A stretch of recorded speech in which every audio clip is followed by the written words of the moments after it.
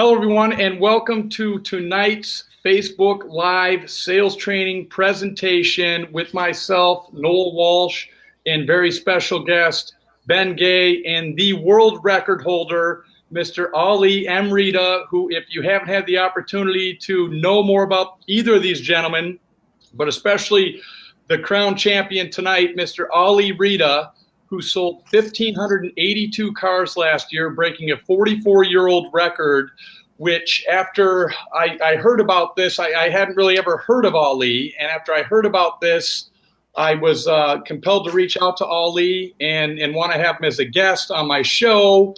And Ali and I became friends, and we reached out to each other at certain times like good friends do, good times and tough times. And Ali had known that I had had the opportunity to speak with Joe Girard, and I actually tried to set the two gentlemen up for a formal meeting, kind of the passing of the torch, which Ali and I and many others thought would be a great idea. And along the way, Ali was applying for the Guinness Book of World Records record, which he beat by 157 vehicles and at least 100 new vehicles. And along the way, he faced much resistance from the previous champion, which therefore, along my relationship with Ben Gay, I realized that Ben Gay was in charge and one of the creators of NAPS, the National Association of Professional Salespeople. And I kind of brought this story to Ben, and we realized, and Ben kind of gave me some different ideas, and I realized that I wanted to nominate Ali Reda after the world record-setting year where Mr. Reda sold 1,582 vehicles in 2017, breaking a 44-year-old record of 1,425 vehicles sold by another great, Joe Girard, who all of us look up to. And I would like to nominate this evening Mr. Ali Reda is NAPS top automotive salesperson in the history of the automotive industry as of 2018.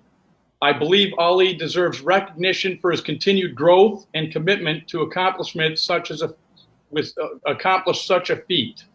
Ali started selling cars in 2001 after working in a machine shop and growing up in inner city Detroit.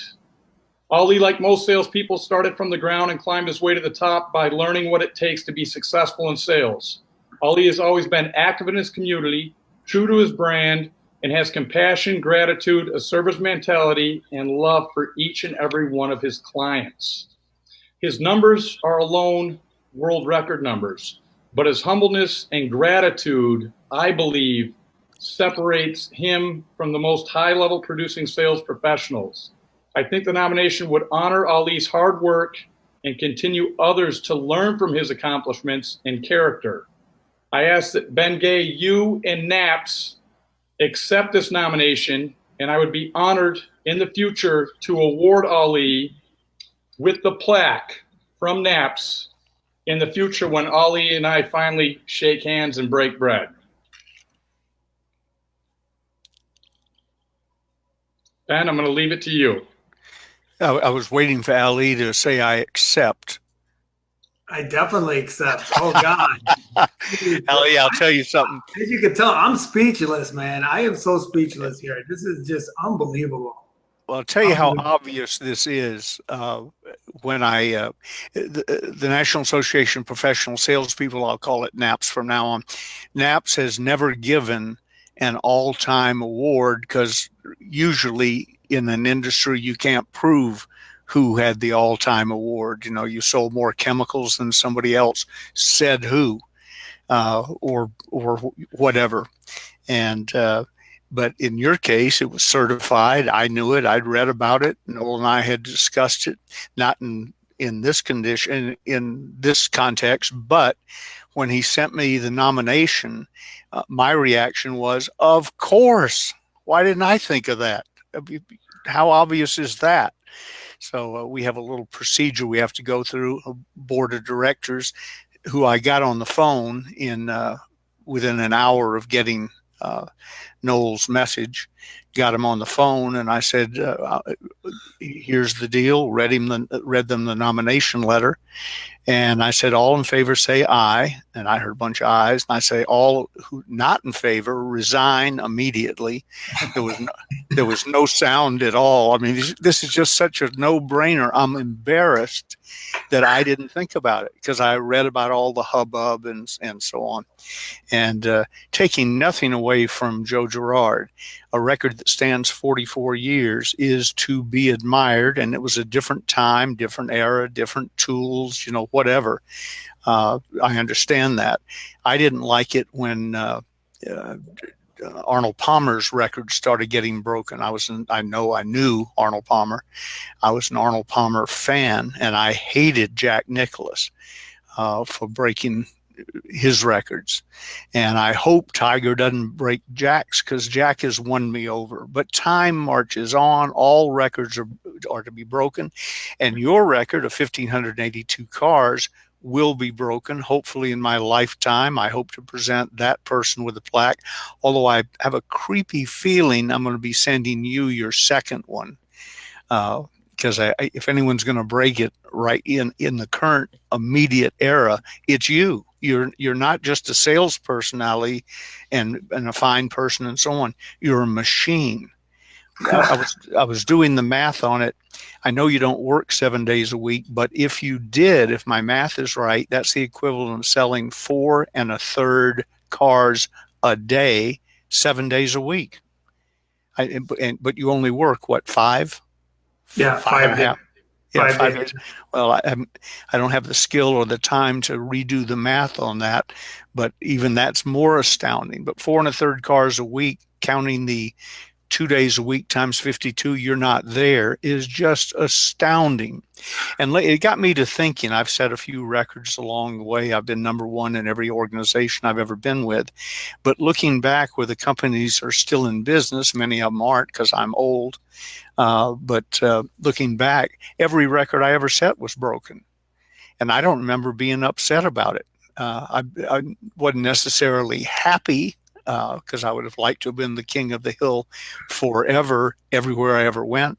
But that isn't the way life works. So I want to congratulate you on behalf of I don't think you guys are aware of this. The National Association of Professional Salespeople, when I formed it, the board said, what are we going to charge for dues? And I said, nothing.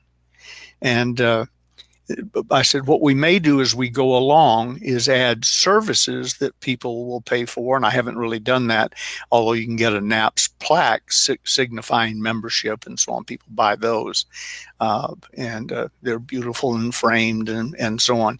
But I said all that to say this.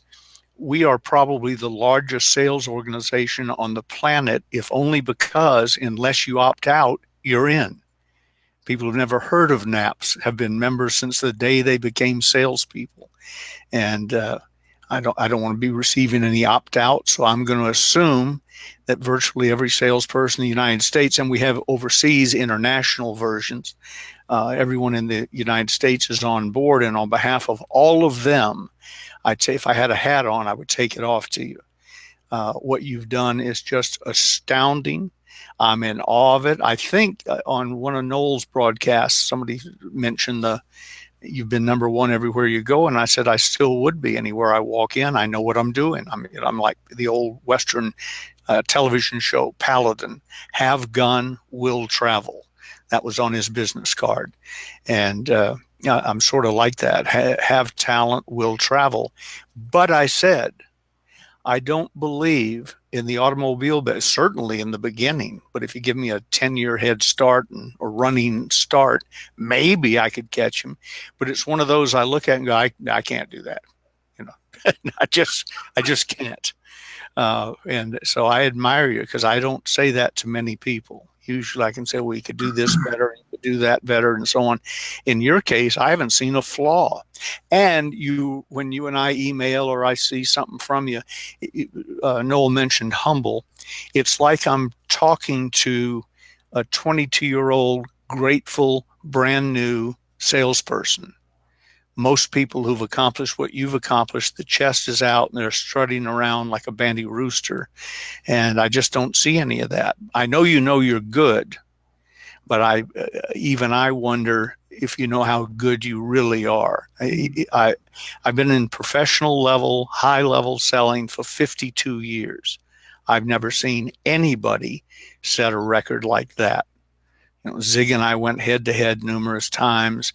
There's an example. What we did is so insignificant compared to 1,582 cars.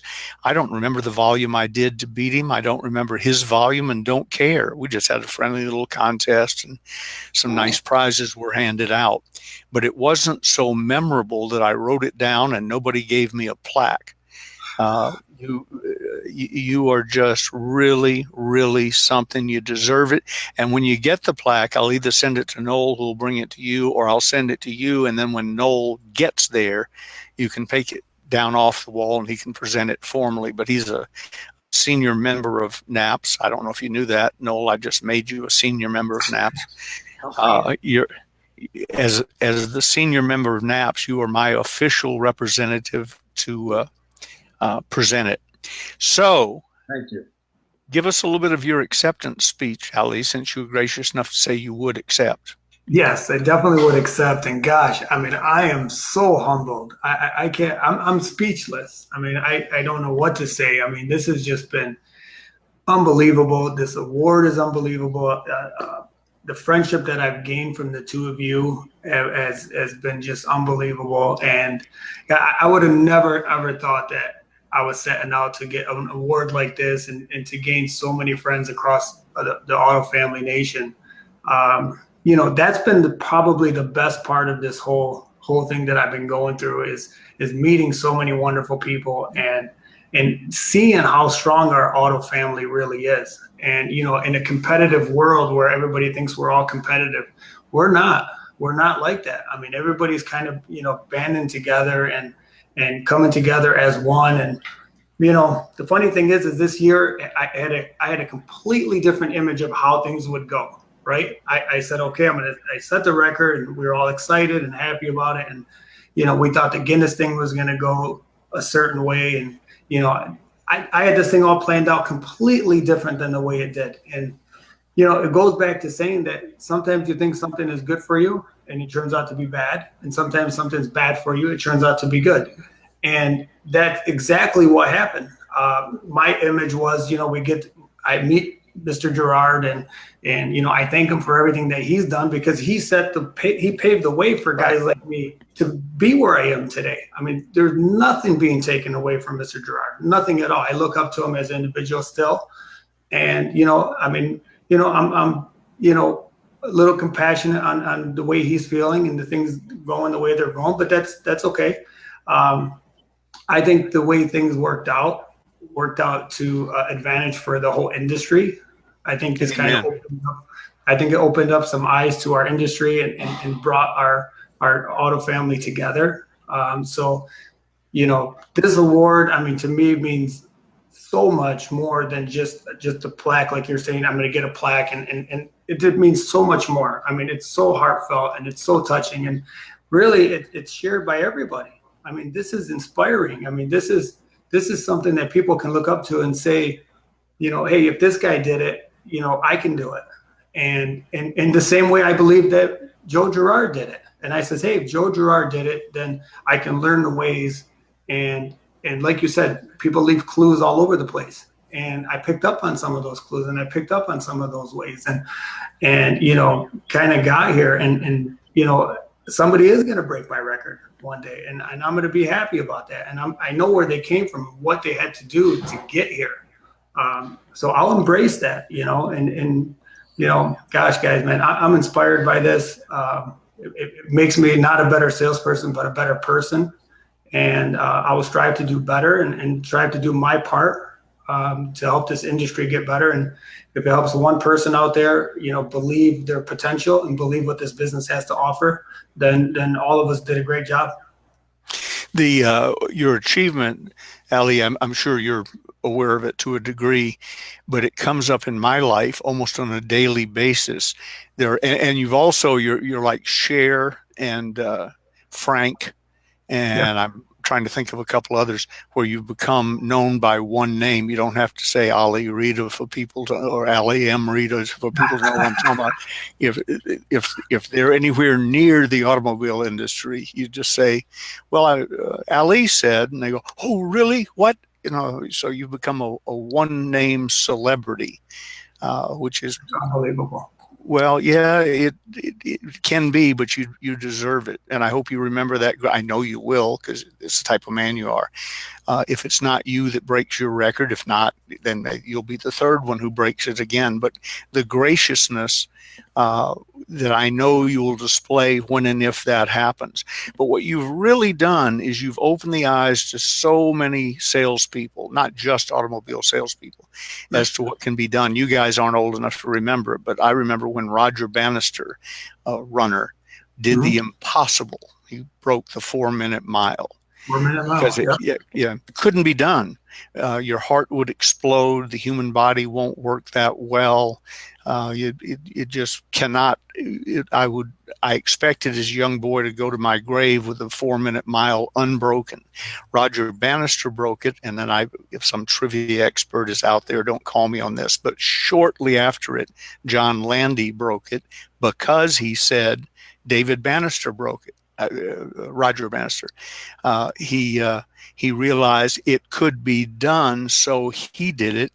And now Johnny Weissmiller used to say, the Reverend Bob Richards, the Wheaties champion, used to say, and now 13-year-old girls are doing it.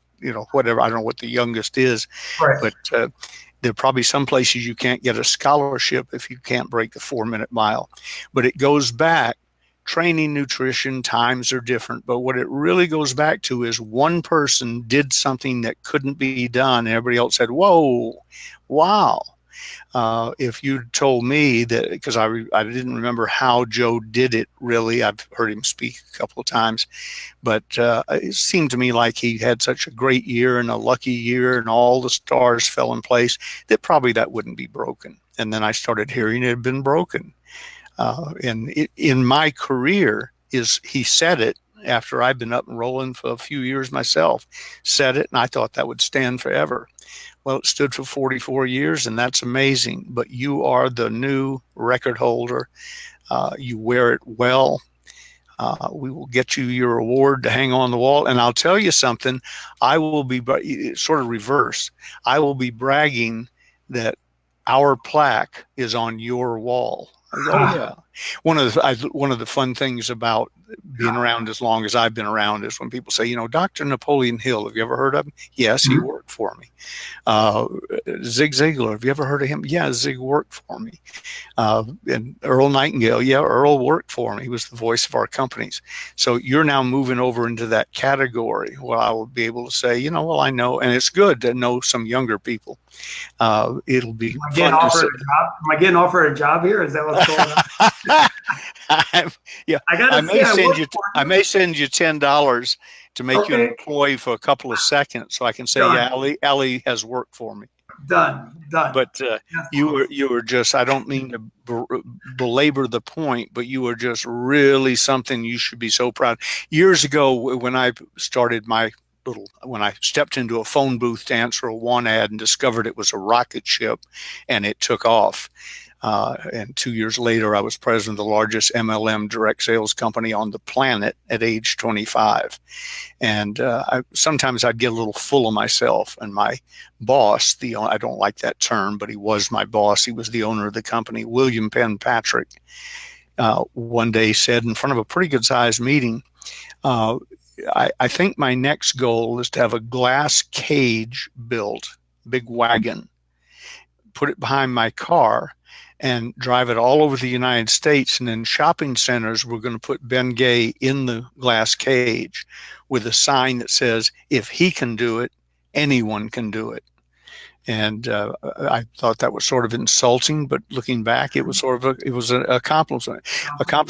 But that's what you have done in particular, for everybody, but in particular in the automobile industry. There are a bunch of young people and maybe even some old guys who are looking around, readjusting their goals, by saying, I hope my wife doesn't find out that Ali sold 1,582 cars and I'm struggling to sell 10 a month.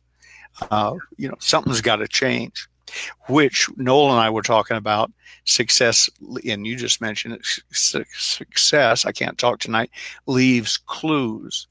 And I know you have written stuff, and I hope you will write more and record some stuff, but leave the clues for the new people coming along.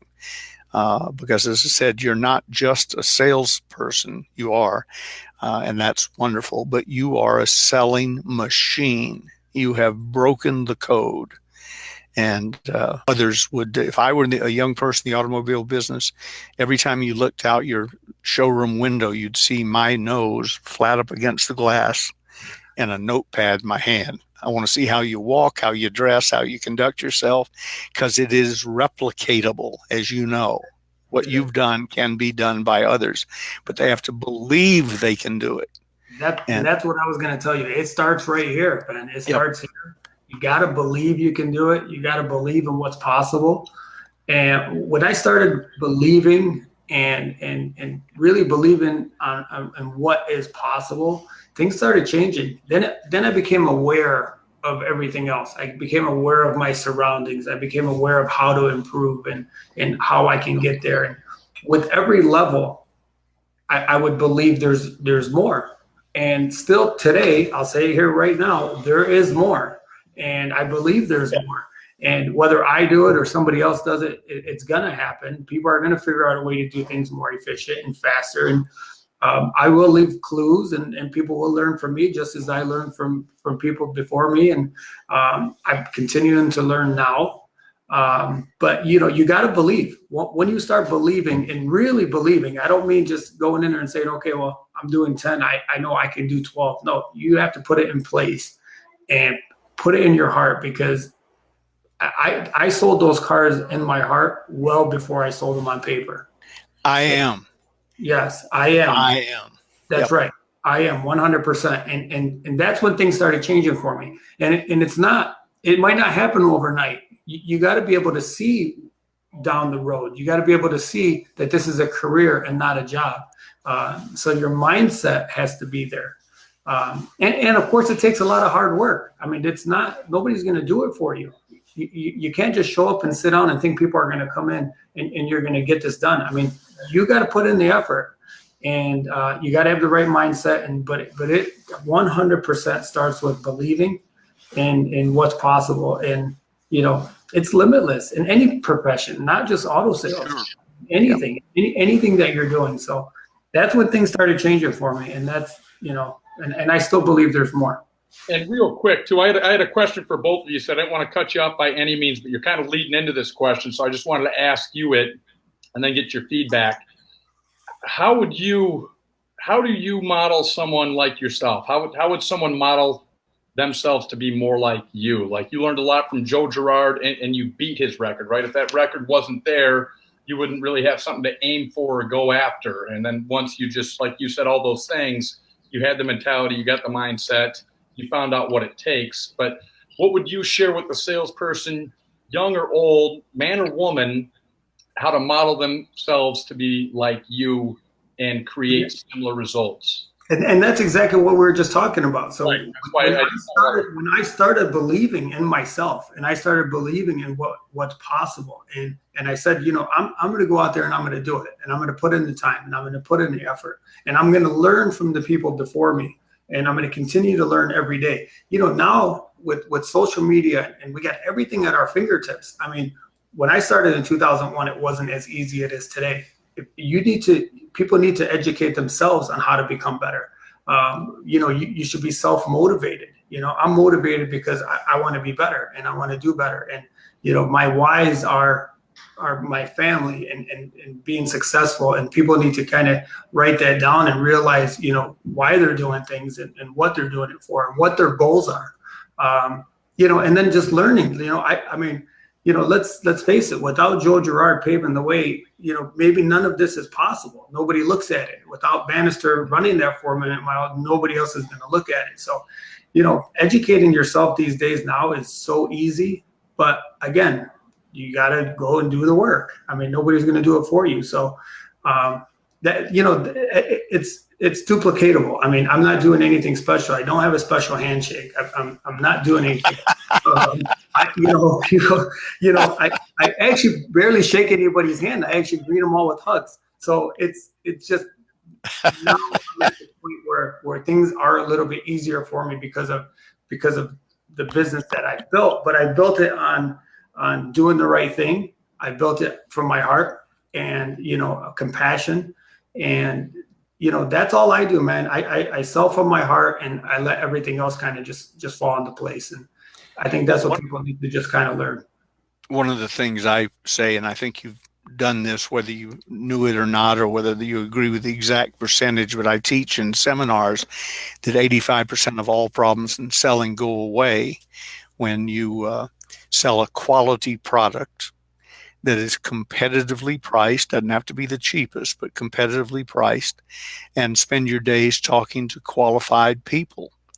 And then get your morals in order. The motto of the closer's book, the point of it when you get to the end, and on the NAPS membership plaque, is sum tertius, which is the tag end of a Latin phrase meaning, my God is first, the other fellow is second, I am third.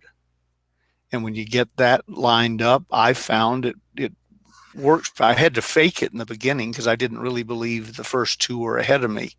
But after I sort of slipped into it and understood what was going on and saw the results. Right. We're talking about breakthroughs and thinking. I've given 5,000 paid over, as best I can figure, it may be 6,000, but over 5,000 paid appearances. Not counting all the free ones and the work I've done on a volunteer basis in prisons, those don't count. Here's how it started. I got up and did 6 hours of sales training for the cosmetic company I worked for one day. Zig came in and did an hour. He was 18 years older than I was, but we joined the same company on the same day. I walked off exhausted. Zig walked off just fine. He told biscuits, fleas, and pump handles and all his classic stories. Worked an hour, walked off. While I'm talking to somebody, I looked back in the back of the room and I saw Zig talking to my sponsor and his sponsor, Bill Dempsey. And I saw Bill reach into his pocket, pull out an envelope, and hand it to Zig. And that wasn't how we got paid in the company, so that seemed a little odd to me, and they hadn't known each other any longer than I'd known both of them. So on the way out, there was a coffee shop in the building. I sort of caught up with Zig, and I said, Zig, we haven't had a chance to talk. Let me buy you a cup of coffee. And he said, fine. We sat down. I said, Zig, just to keep Bill honest, how much did he pay you? Taking the chance that was a check in the envelope. And Bill said, well, I don't know. And he opened it up. He said, yeah, $300. That's what we agreed to. What did he pay you? And I said, oh, yeah, the same. I didn't know until that instant you could get paid for talking. Did not know. Oh, my gosh. But I had just given, not counting charity work, I had just given my last free talk. And I've been paid for 5,000, over 5,000 since. It's the thing when you said when I sold my first car, when I first achieved a little success, when I first found out it could be done. I've been talking since I was born, and I saw a $300 check exchange hands, and I thought, for talking? I just talked for 6 hours. Yeah. What does that get me? Nothing. But it did the next week when Bill said, you want to do a sales meeting for everybody? That was free. I was working my organization. I said, yeah, same deal as Zig. He said, sure. Yeah, so you got to be aware. You got to pay attention. Look around you. Yeah, a lot of times, I say I'm aware of things, and when I started becoming aware of my surroundings and started becoming aware of people's position that are sitting in front of me and showing that compassion towards them and being aware of their life and not mine, because they're there to see me and they're asking me for help. And I put them first, and I'm aware of where they're coming from and where they're going. And I'm asking the right questions to figure out things. there wasn't any reason why people would want to leave. There wasn't any reason for them Yeah. not to buy from me, because like you said, everybody has the same cars and it's competitive pricing. I mean, it's all laid out there. So I have the same Malibu as everybody else around town, but I'm paying attention. I'm being aware of their lifestyle. I'm being aware of what happened to them today and what happens to them 2, 3, 4, 5 years from now. And I'm looking at the long term. I'm not looking at selling them one car. And that's how kind of the industry has taught us from the beginning. It's a one night stand, go get another one and go get another one. And, I figured, why am I going to keep getting other ones if I can just get them to keep coming back? And their friends. And their friends and everybody and else. Their family. Yeah. And I never looked at one person as one person, because I knew the potential of what this person can do for my business. And that's how I started growing it. And I'm not beating up people for referrals. Believe me, I don't even ask for them. I don't say to them, hey, give me a list of 20 people that want to buy cars. And I want them to naturally go out there and tell a story to somebody at a family function and say, just to tell the story naturally from their heart. And then people are going to be intrigued by that. And then they're going to want to come and see you, because they're going to see, hey, they got to see, feel this experience that somebody else is trying to explain to them. And, year over year, it doesn't happen overnight. Like you said, it's not a fluke year. It doesn't happen one year. This is 17 years in the making. The longer you're in the business, the better you should do year over year. And you've reached critical mass. Yeah. And if you look back in 2016, I sold 1,325 cars. So, and the year before that was 1,200, and the year before that was 1,100. So Year over year, I was figuring out ways of improving and how can I be better, and how can I grow, and we just been very blessed, and it's all started with believing and putting the customer first, and being aware, be aware of everything that goes on around you. Andrew Carnegie said, no, Dale Carnegie, I'm sorry, I got my Carnegies mixed up, I think it was in How to Win Friends and Influence People, or in a speech or something. He said, everyone you meet has a sign hanging around their neck that says, make me feel important. And I literally, whether it's a waitress or a cab driver or but when I meet somebody, I start looking for things to compliment. We were in a restaurant the other night, table of 8, I think, mainly women who all loved each other, and they were laughing and giggling. They had 2 husbands with them. Two of them had husbands with them. And when they got up to leave, we kidded with them. I'm never in the same room with somebody I don't say something to. Kidded with them a little bit. And as they went to leave, one of the ladies grabbed my hand. She said, it's so much fun talking to someone like you and being nice. I said, Gigi and I were just talking about you guys, the positive vibes coming out of that crowd. By this time, about half the ladies and the men were out on the sidewalk. The positive vibes that came from your table. You guys are really something special. I meant every word of it, but not too many years ago, I wouldn't have said it, would have thought it, but I wouldn't have gone out of my way to make her feel important.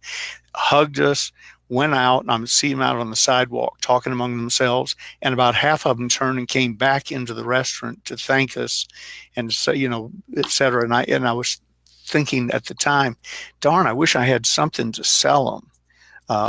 I've won them over. I got them in the tent. I just need something to sell them.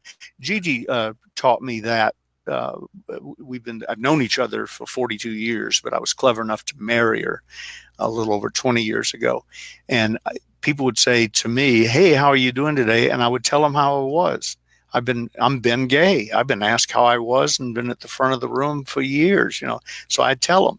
And when I finished, there'd be a little awkward silence, into which Gigi would say, well, how are you doing? And I'd think, oh, yeah, I guess that would be the logical follow-up. Yeah, you have no motive. Did you have a nice weekend? Yeah, I had a great weekend. Went here, went there, and then back to business. And Gigi says, how was your weekend? Yeah, it's amazing the conversations you can have when you don't have motives and you're not trying to sell anything and you're just Yeah. being yourself. And I do it with wait staff all the time because that's a perfect time to kind of get to know people. And when you walk into a place, you're making a presence. I'm Yep. not selling anything. I'm just making a presence. And if you frequent the same place time and time again, a lot of people know what Cheers is and that old show Cheers, where everybody kind of knew. And that's the type of environment that we're creating anywhere we go. It's Yep. because you are being friendly and you don't have a motive. You're not trying to sell anything. It's genuine. And those people felt that from you for sure. And all those people that you're talking about, the wait staff and so on, and those people at that table, they all, in your case, all have an automobile. Yes. And Yes. they will all replace that automobile, and they all have friends. So why not act like that? Somebody asked me the other day about networking. They said, do you go to networking events anymore? Well, the truth is I've never been to one where you go in, have coffee, and swap business cards. I'm not anti. It's just Right. I live in a small town, and if they have them, no one's told me about them. But my answer to her was, everywhere I go is networking. Right. I Right. walk into a restaurant, I don't mean it egotistically, and I'm not this obvious, but sort of, ta-da, Ben Gay's here. Yeah. So Yeah. let's start kidding and talking, and how are you, and what a beautiful dress, and uh, short women. I always say, you're way, way, way, way younger, but you're the exact height of my mother. To prove it, I can put my hand out like this and it fits on top of your head, which is the way it is in every family picture when my mother was alive. And they laugh and carry on. Now I'm going to start carrying your cards. And I said, well, now that you love me, do you want a car? I've got a friend named Ali. You'll have to go to Detroit. You'll have to go to Detroit or he'll ship it to you. Yes. Yeah. It's just, and there may be people watching this, Noel, and I'm sorry that Ali and I have sort of stolen your show. It's unbelievable when two guests take control from the host. I feel like he's Johnny Carson sitting on the sofa and sitting on the chair, and nobody's paying any attention to him. Well, somebody has to look good on this show, so yeah. Yeah. We got him here for a reason. Thank you. I got to talk. Yeah. Yeah. If you feel the need to leave or something, just have Sarah sit in your chair. She looks better than you do. Quite better looking. Yeah. Exactly what I'm doing. More pleasant. Yeah. Everything about her is more pleasant. Anyway, what I started to say was there are probably people watching this show because Lord knows Noel has hyped it and I've shared it whenever I saw it come up. Saying to themselves, and whoever you are, listen to Ben Gay carefully. You may be saying to yourself, but they haven't taught me how to say this when they say that. They haven't taught me how to overcome this objection. They haven't done this. And how do I wrestle them to the ground and get their wallet and get their money and get the 5 referrals and get them to give me their church registry to use for referrals and so on. When are you going to give me something specific? I once did a seminar and a lady came up to me at the end of the seminar. It's 8 hours. And she said, you didn't give me anything to write down. I said, what? You got to be kidding me. So I gave her a free book. I said, here's 300 pages of stuff. So now you can pretend like you have notes. She said, well, I'd like to ask you some questions. I said, no, I just talked for 8 hours. Here's a free book. Go away. And so he said, I can't believe you said that to her. I said, I'm tired, and she needed to hear the truth. She was an idiot. They're looking for the secret word. They're looking for the secret, the magic clothes, the magic this, the secret handshake, and so on. So what I'm saying to those people watching tonight, if you've been listening to Ali talk, you have gotten a tremendous sales lesson, and it doesn't involve, they said this, you say this, they said this, and so on. It's nice to have those skills. If you don't have those skills, you might be in trouble. Ali has those. He's probably forgotten more about selling than most of us know. But that's not the issue. The skills will get you to 3rd place in your dealership. The set skills, you say this, I say that, might get you into the top 5,000 automobile salespeople in the United States. They will not get you to number one. You will not take Ali's title away from him until you learn what Ali has been talking about, which, in my humble opinion, Ali and Noel, it's easier to do what we're talking about than memorize 800 things. Right. You know, to be a decent, I say to people, have you ever been to a wedding? Yeah. Did you behave up to the reception anyway? Did you behave? Yes. How'd you treat the bride? Blah, blah, blah. That's how your prospects want to be treated. Have you ever been to a funeral? How'd you treat the widow? Well, graciously and nice. And that's how your prospects want. So we know you can do it. You just think selling is something entirely different, and it's not. Right. Yeah. When you stop selling and start helping people and don't have that motive you're going to grow. I mean, your business is going to grow. You're not going to sound like the last 10 people because you're right. The industry is teaching us to go to the 12 steps of the sale and go back and say this. And the last 10 people told them that already. And people are tired of that. So when they find somebody that's just speaking normal and using their own language and there to help them, it's refreshing. And when people see that, I mean, I get it on the phone. I get people calling me for the first time on the phone, and I'm talking to them as if I've known them forever because that's the way I'm talk. And on the phone, they'll tell me, wow, you don't sound like a salesperson. I don't even know what that means, right?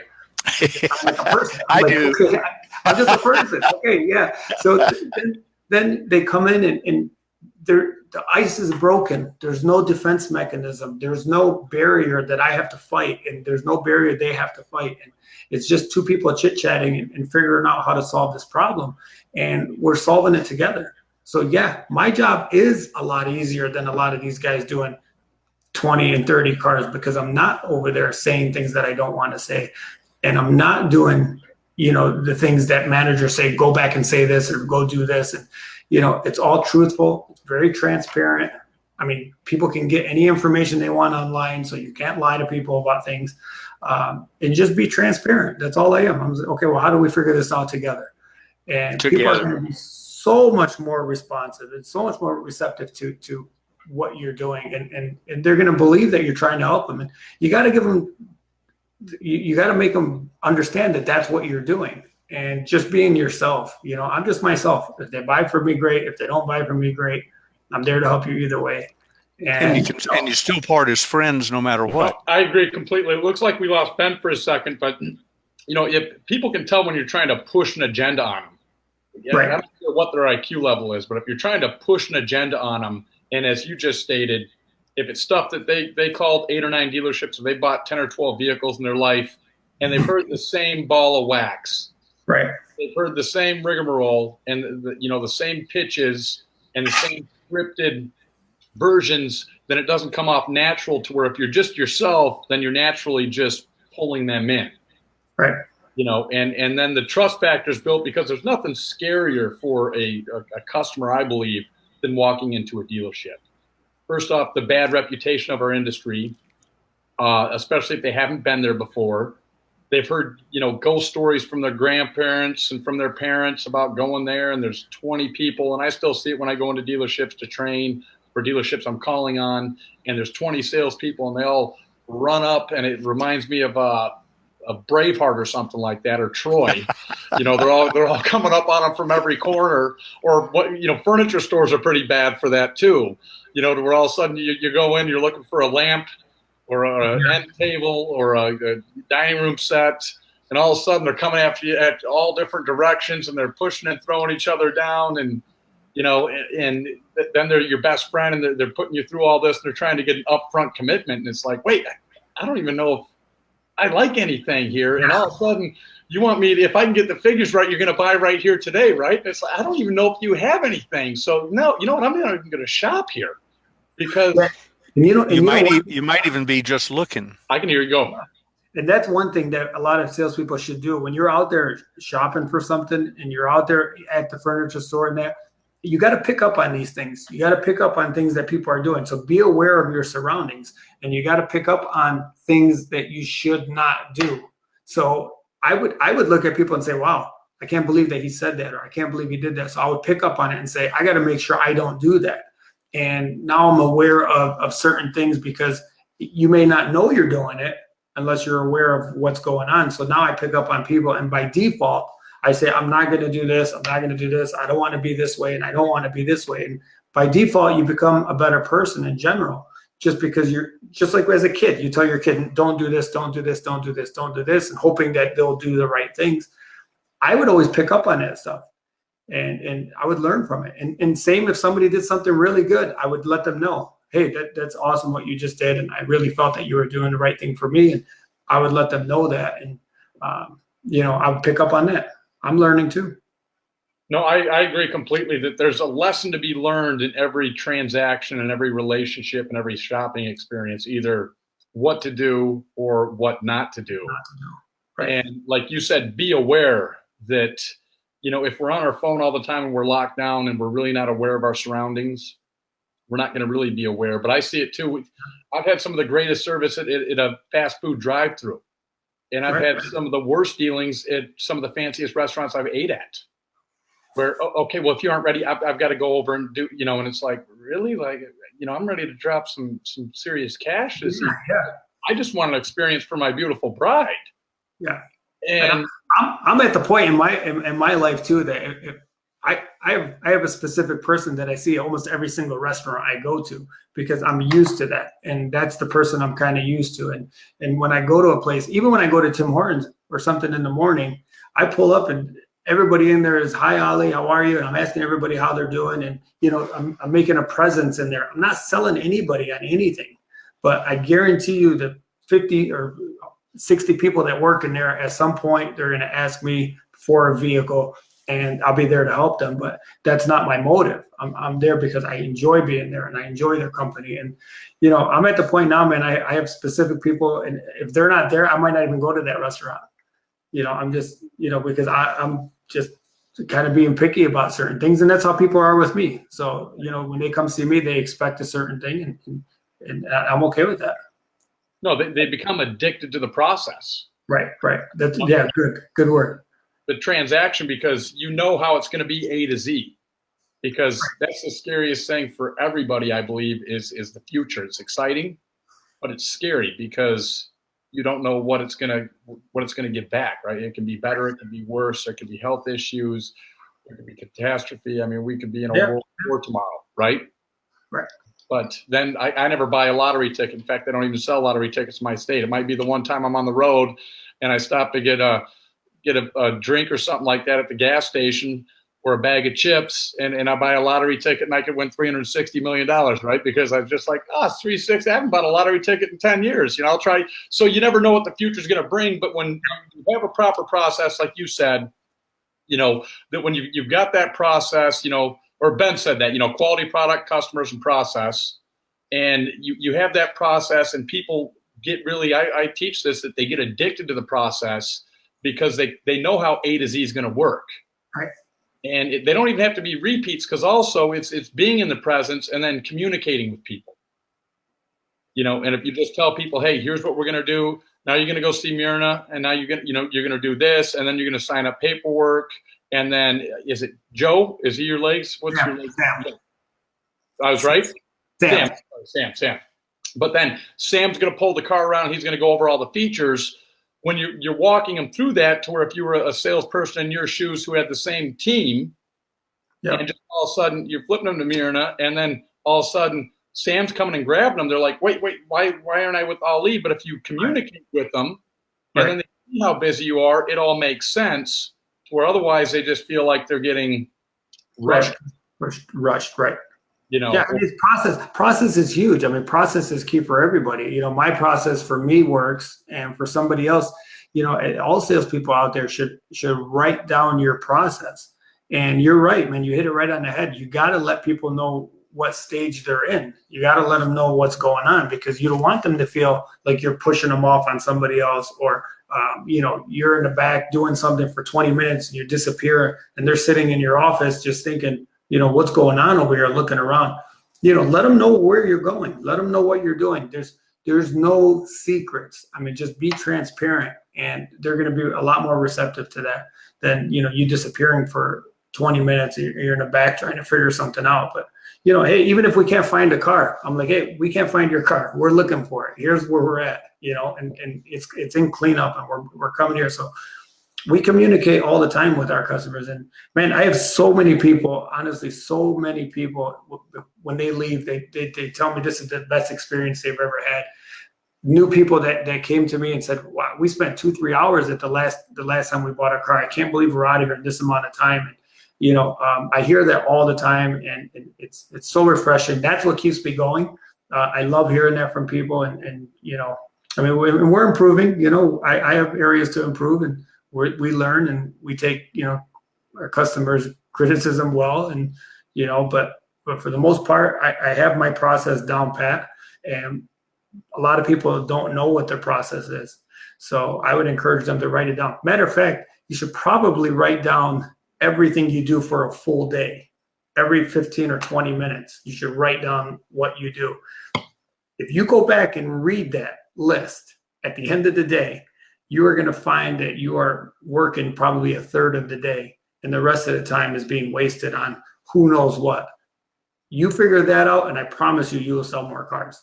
No, you're right. The average salesperson is probably wasting 7 hours of their day, and they go home and they're like, oh, I'm exhausted. I was beat. I was busy all day. Well, if you look at two of the richest people, in fact, they usually switch first and second place, Bill Gates and Warren Buffett, they do the same thing every single day, whether it's get up and read the Wall Street Journal or get up and read a book and then check their emails, and then maybe 30 minutes on the you know, the stair climber or whatever, the treadmill, and then breakfast. I mean, they do the same thing every day.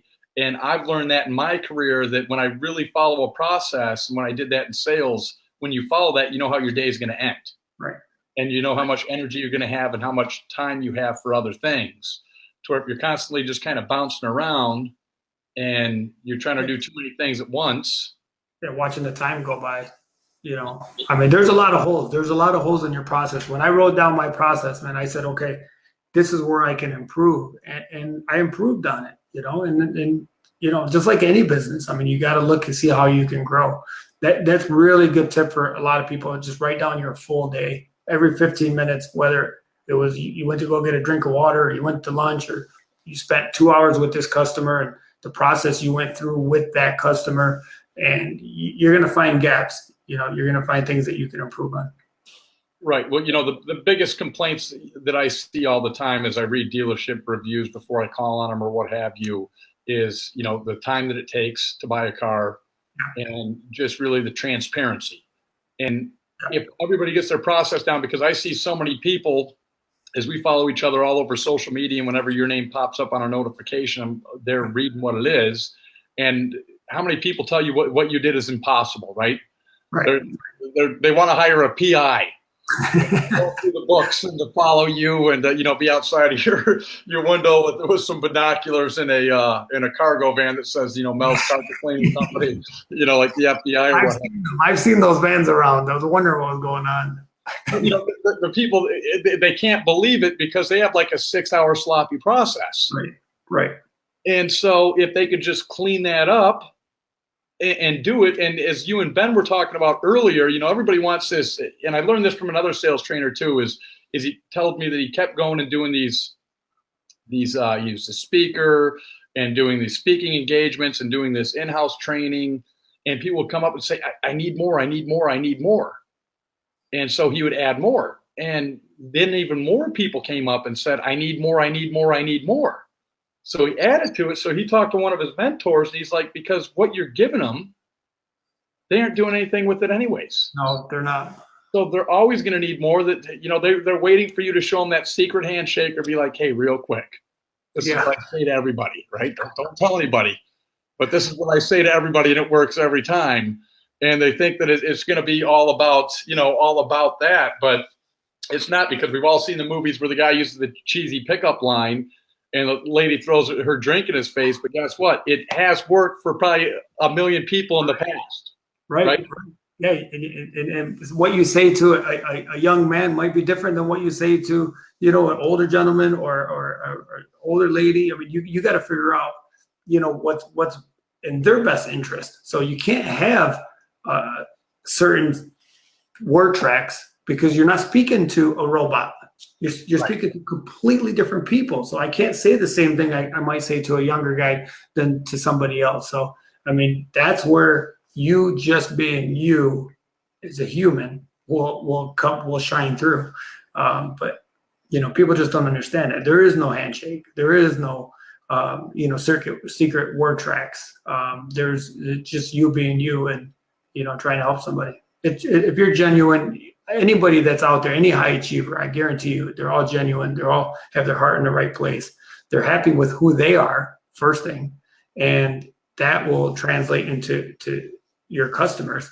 But you know, anybody out there, that's all it is. Just be genuine.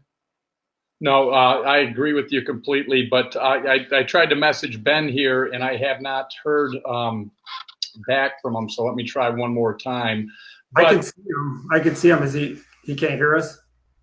I don't see him anywhere on here. He can hear. I can see him. He hears me because he just put his hand up. I hear you. Oh, he does? Here he is. I hear you. Is he on the screen? Yeah. Okay, perfect. I can't see him for some reason. So he's here. In fact, I should go back to my page here because I can't. Ali, can you hear me? He's here. Ali, can you hear me? All right, Ben. Yeah, glad to have you back. Okay, I didn't see you there for a minute, anyways. But, can you hear me? So I tried to take over there. But yeah, I can hear you. Can you, Ben? You can hear us? Can't hear him anymore. Can you hear me now? Yes. Okay. Okay. Ask him to talk. Go ahead, Ben. You don't have to ask me to talk. That's what I do. You can hear him? Yes. Maybe I'm having a technical difficulty. So, not a that problem. Being said, Ali, tell him. Once again, Ali, it was a pleasure for me to nominate you. I couldn't think of anybody more deserving, and I don't care what industry they're in, but anybody being more deserving. And the fact is, too, and Ben touched base on this, and I've told you this in our private conversations, that, you know, most of the great salespeople I meet, they start to get kind of that a little tad bit of arrogance or cockiness or highly confident, and they almost get to the point where they talk down to people and they're very selective. And I've seen you reach out to so many people. I've heard so many great things from you. I've seen so many great statements from you on different social media platforms. And just what you accomplished is amazing. And really how you handled the adversity is amazing. And then just like the great conversations I've had with Ben, it's never been, once again, that secret handshake, that secret sauce, the 3 words that close it's just really laying out the basics of the roadmap. Right. And, you know, it's what you share and it's what's worked for you and it's worked well. And like anything, it's consistency. Yeah. And I'm only me, you know, I mean, I'm not that person to say that, you know, I'm better than anyone and I'm not better than anyone and nobody's better than me. I mean, you know, we're all here learning from each other. And, you know, I always use the words, you know, share, love, and learn, you know, because that's what we're doing from each other. So for me to think that I'm better than somebody else, I mean, that could be taken away in a second. So I'm not that person. I'm not gonna go to that point because I don't believe it in my heart. So, you know, just being me. And this is just absolutely amazing. I mean, Noel and Ben, I mean, gosh, you know, I don't even know what to say. I mean, I'm so humbled by this. And, you know, I love to share it with everybody out there because I think, you know, this is a big time for everybody here in the auto industry. And we're all improving and, you know, salespeople have evolved, you know, the business has evolved and, you know, we are playing that advisor role. I think we've talked about this a little bit more. We're playing that advisor role more than we are a salesperson now. And, you know, I encourage everybody to kind of get out there and have that mindset. And, you know, we're going to change that whole salesman stigma and that whole thing that people feel coming into dealerships, and they're going to enjoy it once again. No, I couldn't agree with you more. And once again, I'm just going to add my closing, and then I'll let Ben, because the technical hang up here is. But really an honor for me to nominate you and for NAPS and Ben Gay III to accept you. Obviously, how couldn't he? Why wouldn't he? Because of your great accomplishments. But I'm honored to call you a friend. I'm completely blown away by your accomplishments. And it just really makes me reflect more on myself, how grateful and humble you are. And Ben taught me this once, and I've learned this in life, that the ones who are usually the best at their craft can explain it to you simply. And the ones who aren't as great at their craft make it more complicated. And you definitely lay out a simple roadmap for anybody else who's out, because you set a new benchmark, which really is going to grow the industry, because that was the benchmark you were shooting for. You got there, you eclipsed it, and now you set a benchmark which will give you something to shoot for, but many others along the way. Congratulations again, and it was my complete honor to be able to nominate you. Thank you, buddy. Thank you. And Ben, if you would like to add anything, please do. Can you hear me? I can hear him. I can hear you, Ben. Okay. Let me just wrap up by saying what an honor it is to just sort of know you. You're one of those people you feel like an old friend, although we've never physically met. And to tell you what a favor you have done to the sales profession in general and automobile sales in particular. You have torn the curtain down and said, here's what's possible. And I'm amused by some of the people who in the early, and when it first came out, what you'd accomplished and so on, some of the early people who, they weren't just upset because their record had been broken, they didn't have one, but they were saying you could not do that. You know, it was not possible. Somebody misfigured. They did whatever. And Earl Nightingale, or either Earl or Dr. Hill, I forget. I've been blessed with many mentors and close friends. But one of them said to me, when someone is doing something, don't interrupt them by telling them they can't. And you are doing it big time. And it's an honor to know you. It's an honor to present you with the award. I can't wait to get it physically in your hands. And as I said in the beginning, I hope I live long enough to present the one who breaks 1,582 cars. But I hope it's you. I'd love to have right behind you 2 big plaques on either side of that picture. Good night. That is so cool. Thank you, Ben. I'm humbled, man. I'm humbled to know you, and I'm humbled to receive this award. I mean, this is just unbelievable. I really just leaves me speechless and very emotional. So thank you very much for even thinking of me for this award. You and Noel, I mean, you know, I consider you friends forever. Thank you. Bless you. Bless you too, buddy. Say goodnight, Noel. I think we might have lost him, so. Well, then you and I say goodnight, and I look forward to meeting you in person. It'll be my pleasure and my honor to meet you. Thanks, Ben. Good night. Good night.